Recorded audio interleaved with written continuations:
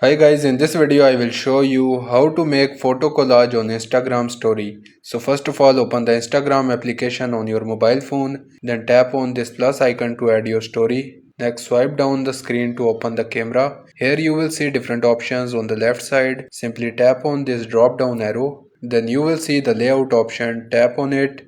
Here you will see 4 layouts to add your Instagram story. You can take picture from your phone, or you can also add a photo from your story, and from this icon you can change the grid. I will select this one. Now first I will take a picture from my camera. Secondly, I will add a picture from my phone. You can see collage is ready. Now I will show you the second method to make photo collage. Simply discard this. Now again tap on this drop down on the left side. Here you will see the create option, tap on it. Then this screen will open. Here you will see this icon on the top. Tap on it, then tap on photo.